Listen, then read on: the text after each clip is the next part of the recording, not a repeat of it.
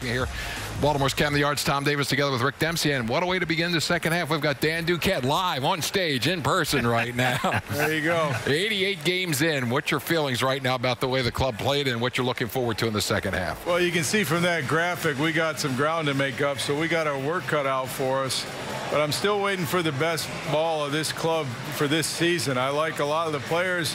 We've seen them play a lot better than we played in the first half. And I think with Zach Britton coming back to stabilize our bullpen, although Brock and Gibbons certainly did a good job in the first half, and Chris Davis coming back to help our lineup, I think that gives us a little bit more depth in two areas where we could use the depth, the bullpen and the lineup. And, of course, Davis, a good defensive player. So having those guys back and just having the guys relax and do what they can do. They don't have to do any more than what they've done over the course of their career, and we can get back into this race. Now, Dan, when you look at some statistics from the season, some of the players, we're talking about Chris Tillman, Mark Trumbo, and Manny Machado. Chris Tillman at this point last year, 12-2, a 3.4 earned run average. This year, 1-5, almost 8 ERA.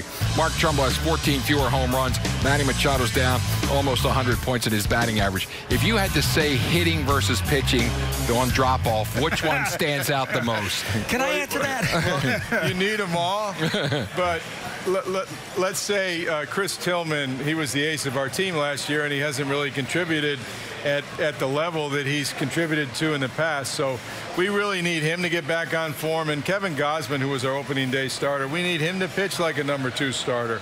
If we can get those guys going, I think that we have enough in between to get back into the race. But we need our guys that are capable pitchers that have done it for us in the past. And I'm talking about Tillman, I'm talking about Gausman and Zach Britton. Those were our three best pitchers a year ago.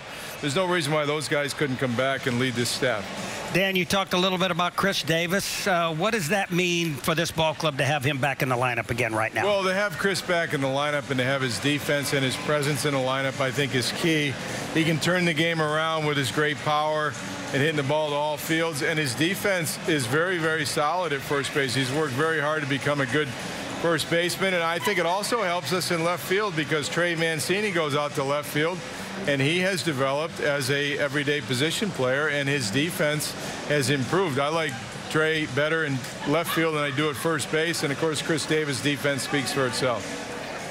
Dan, I know exactly what I think because I caught for so long. But in your mind, what do you think the pitchers have got to do this second half in order to really get better?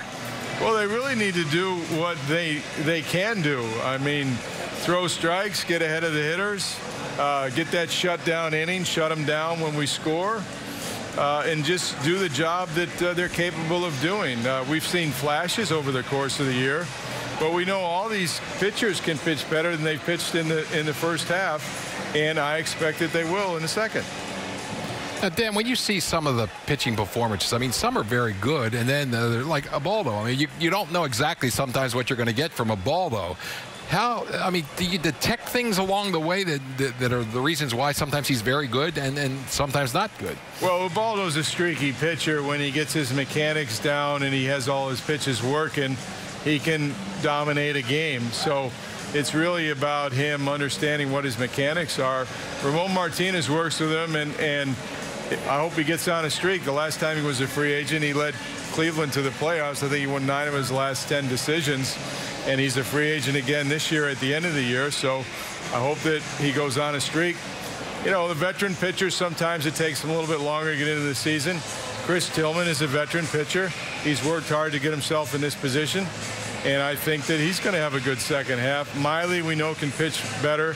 And Dylan Bundy has had one full season, like he started in the rotation last year at this time.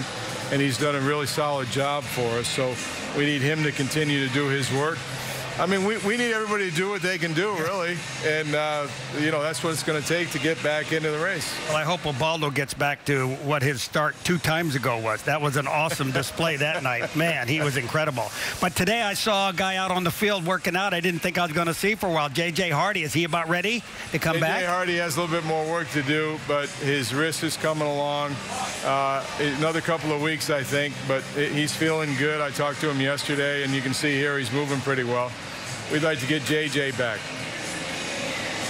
Now, Dan, Manny Machado, last 9 games, he's hit .333 with 3 home runs and 9 RBIs. Is this just a thing where he's finally found the groove for this season now?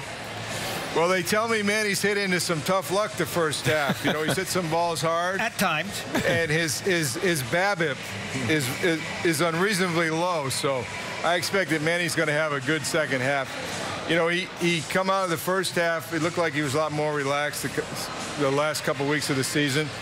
And if Manny hits the ball to right center field and uses the whole ball field, he's one of the better hitters in the league and one of the better players in the game. And I think if Manny just relaxes, goes back to his game, he's going to see the numbers come right behind that approach. Dan, going into this second half now, you know, a tough question to answer is how long are you going to wait before we become a buyer or a seller in this area? What's got to happen? Well, we're still in contention. We're 4 games out. We're going to see how we do in the next 10 days. We got some players on the horizon that we believe can help us in the second half. Chance Cisco played in the Futures game. Tanner Scott in Double-A played in the Futures game. They both showed pretty well, and then they went on to play in their respective all-star teams. So those guys could come up and make a contribution. Remember, Manny came up a couple years ago as a kid, and he contributed.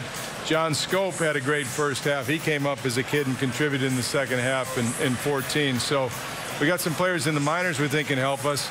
We can certainly go out and add by making a trade if we can get our team back in the race. Well, Dan, as always, we appreciate you taking a few moments to be with us and looking ahead to the second half of the season. All right. Thanks a lot, guys. Looking forward to it. If you need me, I'm ready. I know that. I know that. You're ready every night. Every night, baby. At a moment's notice.